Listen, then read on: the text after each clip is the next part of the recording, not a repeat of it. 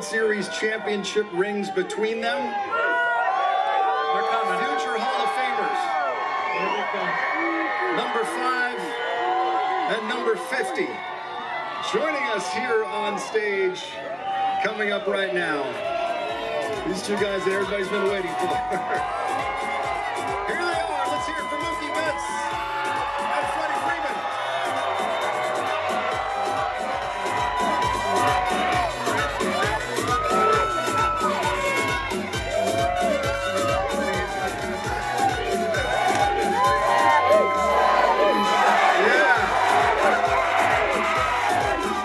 So I didn't play the game, obviously, like all these guys did, so I'm like all the fans. I've watched highlights of the World Series, I don't know how many hundreds of times. I've probably watched Freddie's home run 6,000 times, and I pick up something different each and every time, whether it's Mookie leaping into the air, running around the bases, or your Statue of Liberty and fans hugging each other in the stands.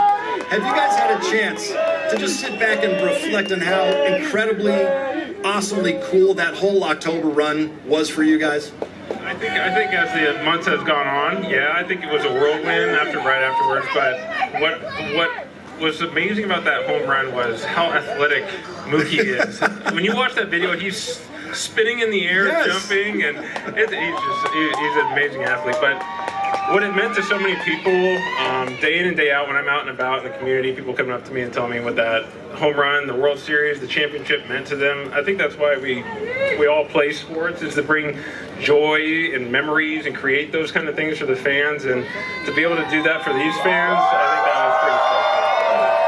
Mookie, had a chance to reflect on just how much fun that October run was? I mean, because you were outstanding all postseason long. Yeah, you know, like the thing that kind of stood out the most was I remember taking live BP right before the Padres series, and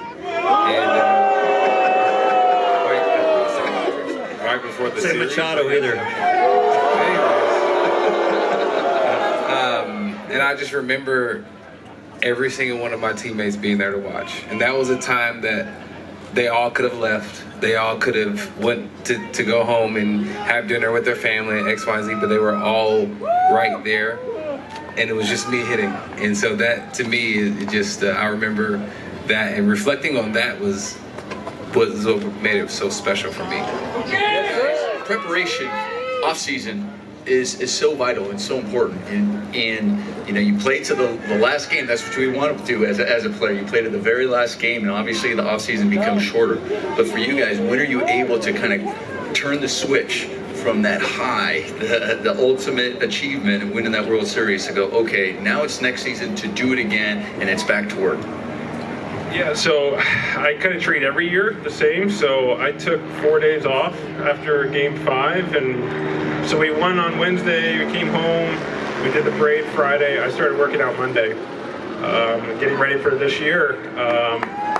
Little did I know I needed surgery. I didn't know I needed it at that point, but I started working out 4 days after we won, and that's how I treat every single off season. And then surgery kind of happened. It happened about a month later. I just wasn't getting better. My ankle was still swollen. I was like, I think it's time to get this thing really checked out, and I got it checked out, and I needed surgery and had it 3 days later. So it's been a little bit different the last couple months, but I started hitting 2 days ago, so we're on track. You can still get ready for next year and still ride this wave of a high, because we still haven't started the 2025 yet, and we're all still excited about what happened in 2024. And you can see the buzz, the ownership group, front office, what they did this offseason. Our team's looking pretty good. Mookie, this offseason, do you have to Instacart, or can you still run errands? Can you go to the grocery store and get back to the checkout line in time where the whole crowd's there? I went to the grocery store once, and that wasn't the greatest of ideas.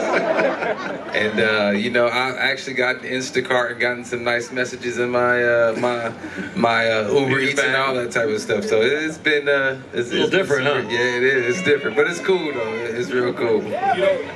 You know, everybody talks about the culture in the locker room and how you accept the young guys and they can just be themselves. But I think you guys have so many A-type personalities in the locker room. Like, everybody just kind of joins in. Nobody has to look at each other like, when are you going to work? Yeah, they're all working. I would say like it's really to that point. It's like everybody is a leader, but in their own space. Like you know, Miggy really kind of controls the team. He's a vocal leader, and Freddie is like the leader that you're gonna. To his point, you're gonna put him in the lineup every day, no matter what. I'm the leader that I work hard. I work all day, and then we have guys that just kind of lead in other ways, and it's just great for a young guy to come in because you can look around and see 4 or 5 different guys to learn from, and so I think that's why the culture is so good being a Dodger. I think I can piggyback on the culture part. I think obviously when I came into the league, it was old school when you guys obviously played, but then you look at Miguel Rojas, who's number 11, and he just gave his number 11, a 13-year veteran, to a guy who hasn't played in the big leagues yet. I think that's a testament to what has been created here, and I don't think when I first came to the league, there was not a veteran guy is not giving up their number. So like I just did the luncheon with Mick, and he was like, I want Roki to feel as confident and just loved that the minute he got there and he gave his number, he doesn't want anything in return, and I think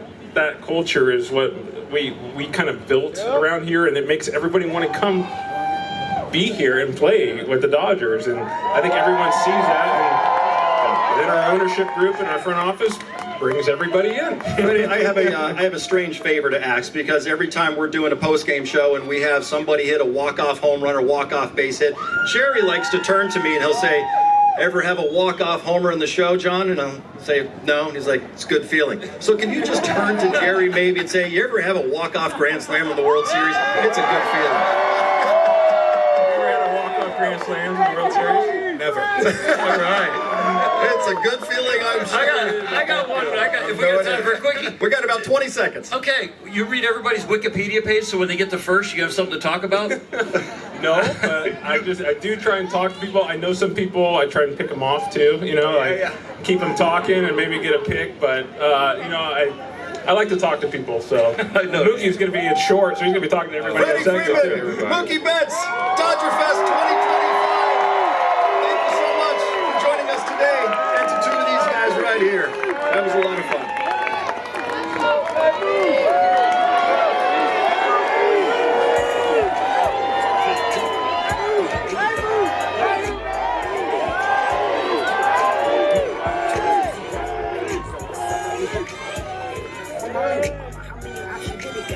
Too many options.